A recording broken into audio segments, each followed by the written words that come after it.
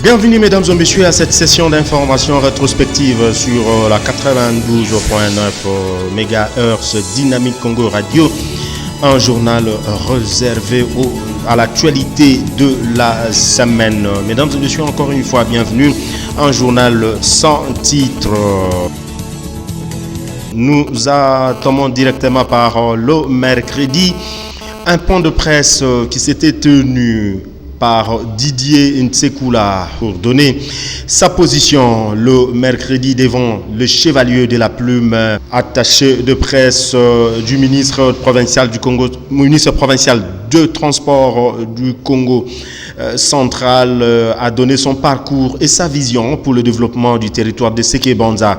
Et il a clôturé ce point de presse par remercier ses frères et sœurs de Séké-Banza, y compris la presse pour l'accueil lui réservé. Et voilà, Didier Ntsekula était aussi journaliste avant de devenir attaché de presse du ministre de Transport et Communication de province du Congo central.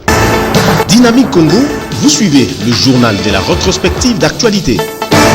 En santé, le jeudi dernier, nous vous avons parlé de la résiliation de contrat de gestion de l'hôpital des cinquantenaires avec la société indienne Padilla Healthcare. Le gouvernement congolais avait annoncé la résiliation de contrat de partenariat confiant la gestion de l'hôpital cinquantenaire à la société indienne Padilla Healthcare SPRL. La décision effective de le jour fait suite à une série de manquements contractuels jugés graves par les autorités congolaises. Signé depuis 2013, le contrat prévoyait un apport initial de 40 millions de dollars américains de la part des Indiens. La somme qui n'a jamais été versée par les Indiens, d'après l'IGF, la partie indienne est également accusée de n'avoir pas réservé les 5% de recettes de l'hôpital cinquantenaire comme prévu dans le contrat et d'avoir omis de réaliser l'investissement clé, notamment la construction de centres de cancérologie et celui de cardiologie interventionnelle et la télémédecine. Dynamique Congo, vous suivez le journal de la rétrospective d'actualité. Le même jeudi, nous avons parlé de la révision de la Constitution ou changement. Ça chauffe dans le salon politique. Prince Penge a réagi par rapport au discours du chef de l'État tenu à Kisangani au sujet de la révision de Constitution. Je confirme, dit-il, Prince Penge, que Félix Tshisekedi Tshilombo est devenu un danger pour la République. Constitution qu'il tente péniblement de vilipender aujourd'hui à cimenter l'unité du pays par le voie référendaire. D'après cet acteur politique de l'opposition Lamuka, le docteur Etienne Tshisekedi, le père biologique de l'actuel président de la République, a prêté serment sur la même constitution. Je pense que Félix Antoine Tshisekedi Tshilombo assumera jusqu'au bout, a dit Prince Penge, les conséquences néfastes ou désastreuses de ces aventures. Dynamique Congo, vous suivez le journal de la rétrospective d'actualité. Dans le même dossier de la Constitution, le même jeudi, Azado, une ONG de droits de l'homme dirigée par Jean-Claude Katende, qui a pensé que la Constitution ne pose pas, ou la Constitution n'est pas un problème, le gouvernement sous le leadership de Félix Antoine Tshisekedi Tshilombo que pose problème. Jean-Claude Katende, président national de l'Association africaine de défense des droits de l'homme, Azado en sigle, a trouvé juste inopportun à l'éventuelle démarche sur la révision de la Constitution de la République démocratique du Congo, évoqué par le président de la République, Félix Antoine Tshisekedi Tshilombo, lors du meeting de Kisangani. Pour cet acteur de la société civile, l'ancien président de la République, Joseph Kabila, avait mis en place à son époque 3 gouvernements dans un temps réduit avec la même constitution. Et donc, il n'y a nullement blocage de la Constitution pour que l'actuel gouvernement ou l'actuel régime réponde aux attentes de la population. Dynamique Congo, vous suivez le journal de la rétrospective d'actualité. Le même jeudi, nous avons parlé de sport pour le classement FIFA, impressionnante aux éliminatoires de la Coupe d'Afrique des Nations au Maroc 2025. La RDC gagne une place au monde.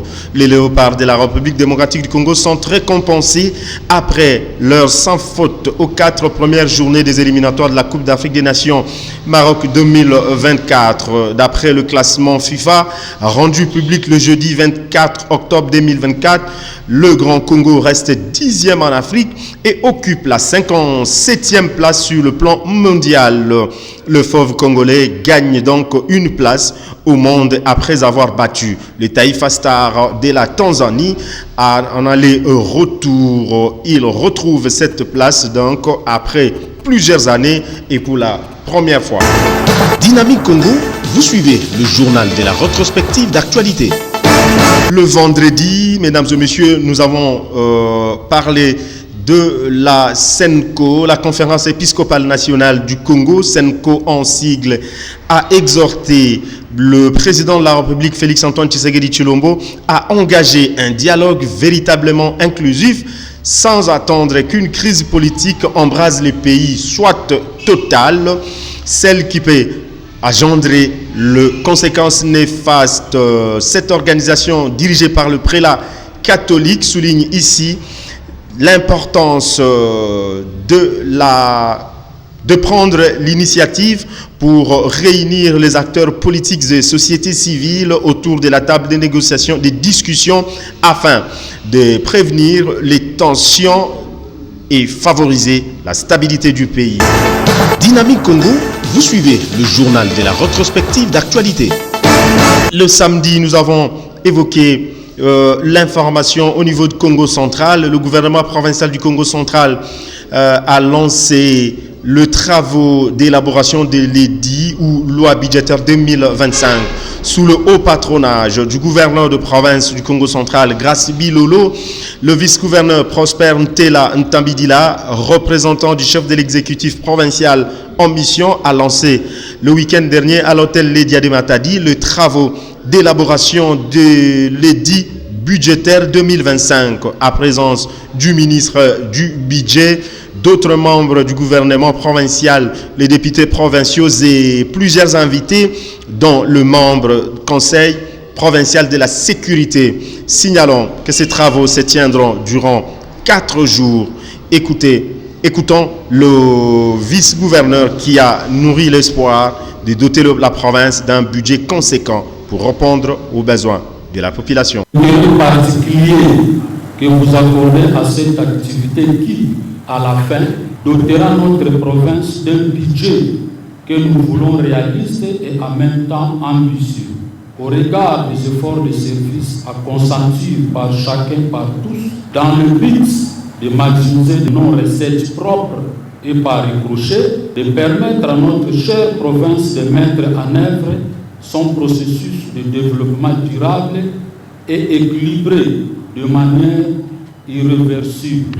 Le gouvernement provincial s'attelle à élaborer son budget propre tout en prenant en compte les préoccupations et les besoins à la fois essentiels et prioritaires manifestés par la population du Congo central en protégeant la maximisation des recettes moyennes efficaces de notre politique. De son côté, le ministre provincial du budget a promis de ne ménager d'aucun effort avec son équipe pour présenter le plus tôt possible cet édit budgétaire sur la table de l'exécutif provincial de son retour.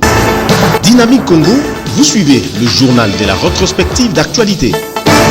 Nous avons poursuivi le même samedi avec les infos sur la province du Congo central. Le torchon brûle entre le ministre provincial de l'Intérieur et le commissaire provincial de la police. Ce retrait de confiance témoigne donc la tension au sein du ministère après la récente sortie médiatique du commissaire provincial de la police, le commissaire divisionnaire adjoint Israël Kantou Bakoulou, après que le ministre ait traité les éléments de la police de manque de professionnalisme lors de son audition à l'Assemblée provinciale convoquée pour justifier les tirs de la police pour disperser la foule lors de la marche des élèves qui protestaient l'arrêt de cours par leurs enseignants.